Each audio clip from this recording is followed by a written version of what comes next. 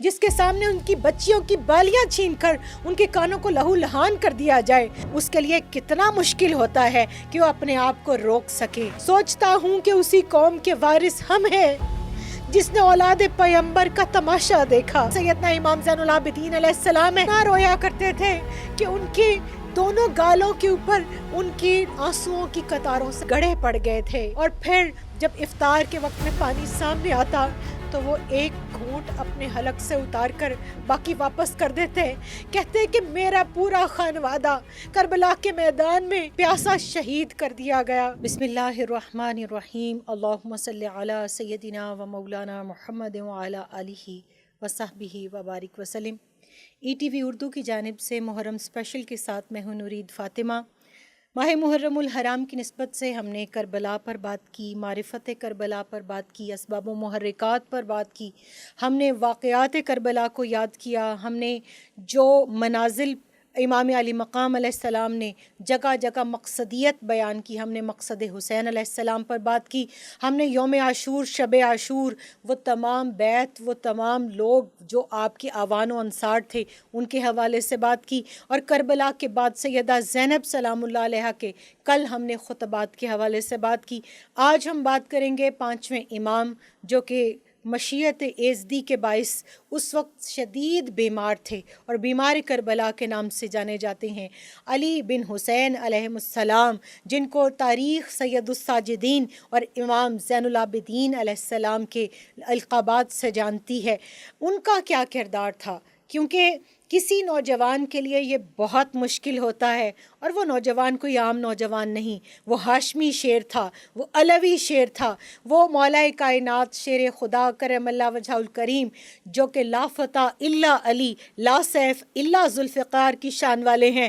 وہ ان کا شہزادہ، وہ ان کا خون، وہ ان کا نور نظر تھا، وہ امام حسن و حسین علیہ السلام کا پالا ہوا تھا، وہ میدان سے کبھی بھاگنے اور پیچھا دکھانے والا نہیں تھا، لیکن قدرت کی طرف سے ان کو اجازت نہیں تھی، امام علی مقام علیہ السلام کی طرف سے ان کو جنگ کی اجازت نہ ملی، اور ان کو قدرت نے بیماری کے ساتھ اس طرح محفوظ کیا کہ وہ میدان کربلا میں عملی طور پر اپنی تلوار اور نیزے کے ساتھ جہاد نہ کر سکے۔ لیکن میں یہ سمجھتی ہوں کہ اس نوجوان جس میں شوق شہادت ہو، جس میں جذبہ جہاد ہو، جو غیرت کا پالا ہو، جو حمیت کے گھر کا پاسبان ہو، جس کی خواتین کی چادریں چھین لی جائیں، جس کے سامنے ان کی بچیوں کی بالیاں چھین کر ان کے کانوں کو لہو لہان کر دیا جائے، بے کجاوا اونٹوں سے جس کا بچا کچا قافلہ گر گر پڑتا ہو، جس کی بہنوں کو، جس کی بیٹیوں کو، جس کی بیویوں کو ان کے ساتھ اس طرح در در پھرایا جاتا ہو کہ لوگ باغی باغی کے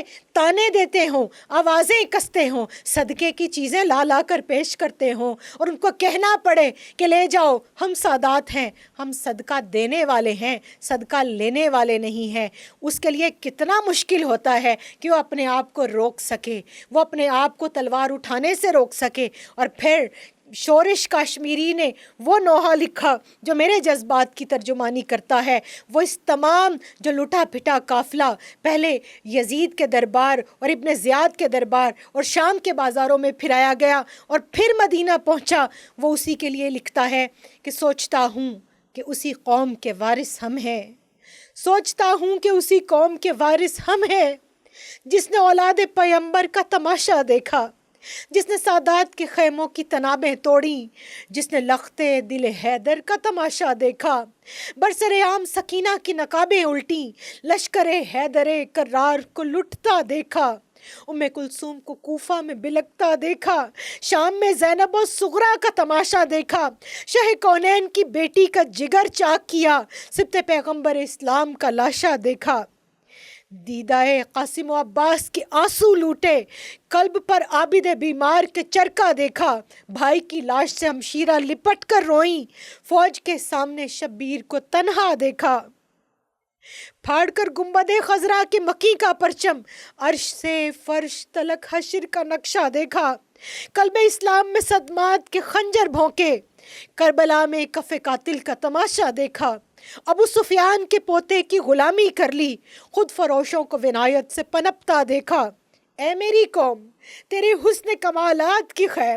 تو نے جو کچھ بھی دکھایا وہی نقشہ دیکھا، یہ سبھی کیوں ہے؟ یہ کیا ہے؟ مجھے کچھ سوچنے دے، کوئی تیرا بھی خدا ہے، مجھے کچھ سوچنے دے۔ جی ہاں، سوچنا پڑے گا کہ جن کو ہم سید الساجدین کہتے ہیں،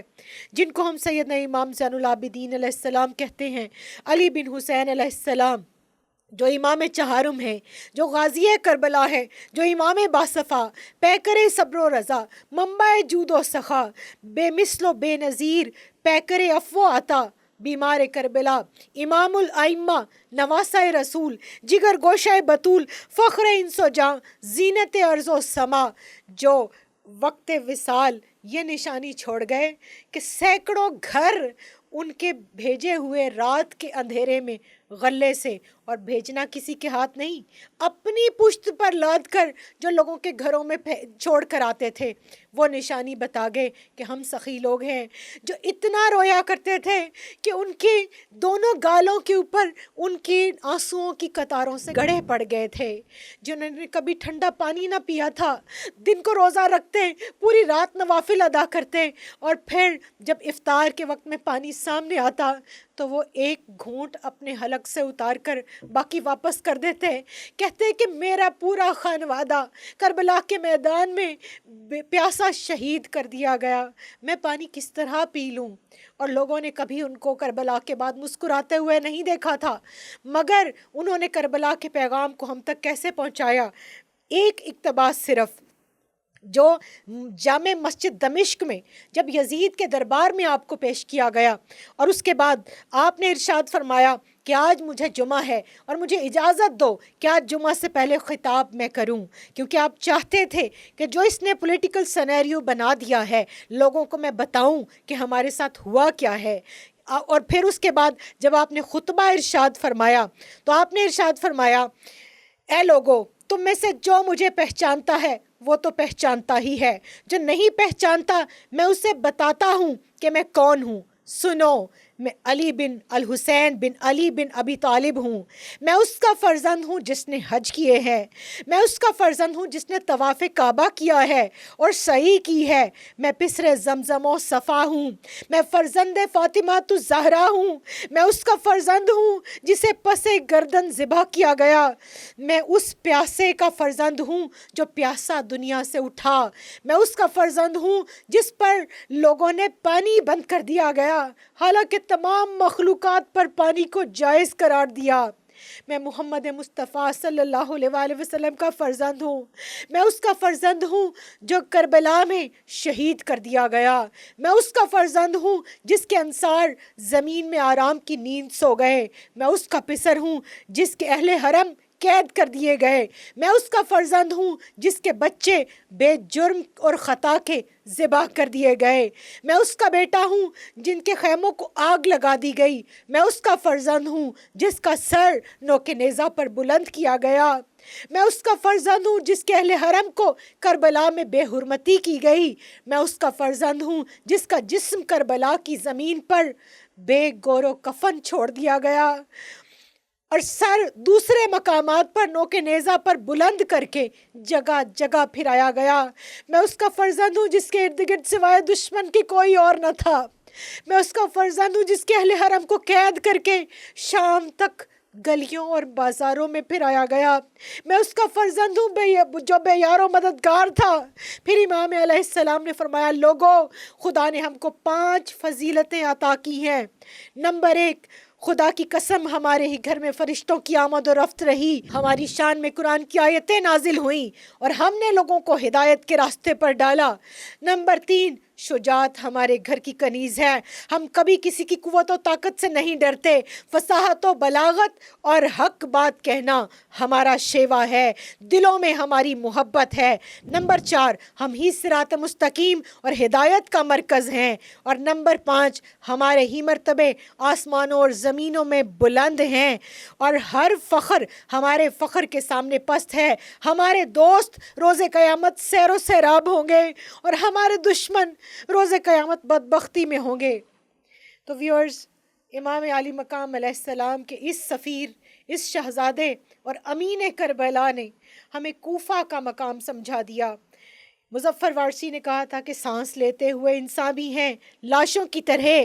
اب دھڑکتے ہوئے دل کی بھی لحد ہوتی ہے اور شعبدہ گھر بھی پہنتے ہیں خطیبوں کا لباس، بولتا جہل ہے بدنام خرد ہوتی ہے، کچھ نہ کہنے سے بھی چھن جاتا ہے اعجاز سخن، ظلم سہنے سے بھی ظالم کی مدد ہوتی ہے۔ کیوں کہا تھا؟ اس لیے کہ سیدنا امام زین العابدین علیہ السلام نے بتا دیا، آپ نے نشاندہی کر دی کہ لوگوں، کوفہ کسی جگہ کا نام نہیں ہے، کوفہ خاموش امت کا نام ہے۔ جہاں ظلم ہو رہا ہو اور اس کو دیکھ کر لوگ خاموش رہیں، وہ جگہ کوفہ ہے اور وہ خاموش رہنے والے لوگ کوفی ہیں۔ تو آج اپنے گریبانوں میں جھانکنا ہوگا کہ سیدنا امام زین العابدین علیہ السلام نے جس کربلا کو بچایا، کتنی قربانیاں دے کر۔ آپ فرمایا کرتے تھے یعقوب علیہ السلام کا ایک بیٹا بچھڑا تھا اور رو رو کر ان کی بینائی چلی گئی تھی، میرے خاندان کے 18 میری آنکھوں کے سامنے شہید کیے گئے، میری خواتین کے ساتھ، ہماری بچیوں کے ساتھ، ہماری بہنوں بیٹیوں کے ساتھ جو سلوک کیا گیا، میں وہ کیسے بھول سکتا ہوں۔ آپ نے اس کے باوجود حق کا پیغام پہنچایا، اور جب کبھی کوئی جفا کرے تو یاد کر لیا کیجئے کہ یہ وہ سیدنا امام زین العابدین علیہ السلام ہے جنہوں نے اپنے باپ کے قاتل کو شربت پلایا، خیمے میں آیا پناہ لینے کے لیے، آپ نے پناہ دی، اس کو کھانا دیا، جب اگلے دن رخصت ہونے لگا تو کہنے لگا لگتا ہے آپ نے مجھے پہچانا نہیں۔ آپ نے فرمایا کیوں نہیں پہچانا؟ کوئی اپنے باپ کے قاتل کو کیسے بھول سکتا ہے؟ جب ہم گئے تھے کربلا میں تو وہ تمہارا کردار تھا، آج تم مدینہ میں بھاگ کر آئے ہو، یہ ہمارا کردار ہے۔ آج اسی کردار کو زندہ کرنے کی ضرورت ہے۔ اللہ تعالیٰ میرا، آپ کا، ہم سب کا حامی و ناصر ہو، ہمیں سید الساجدین امام زین العابدین علیہ السلام جیسا صبر، ہمت اور حوصلہ عطا کرے، ہمیں وہ جرأت اور استقامت عطا کرے اور ان کے پیغام کو آگے پھیلانے کی توفیق عطا کرے۔ کل کربلا سیریز کو انشاءاللہ ہم سم اپ کریں گے۔ کل ہم بات کریں گے کہ جو یزیدی تھے ان کا انجام کیا ہوا، اور اس کربلا کو اول سے لے کر آخر تک ہم نے جس طرح سمرائز کر کے آپ کے سامنے بیان کرنے کی ایک کوشش کی ہے، اس کا مقصد کیا تھا، کربلا کے اسباق کیا ہیں، کون سے لیسنز ہیں، اور کون سی وہ عملی جو ہے وہ نصاب ہے جو ہمیں اپنی زندگیوں میں 365 24/7 اپنی زندگیوں میں شامل کرنا ہے۔ مجھے اجازت دیجیے، کل انشاءاللہ ملاقات ہوگی۔ السلام علیکم ورحمۃ اللہ وبرکاتہ۔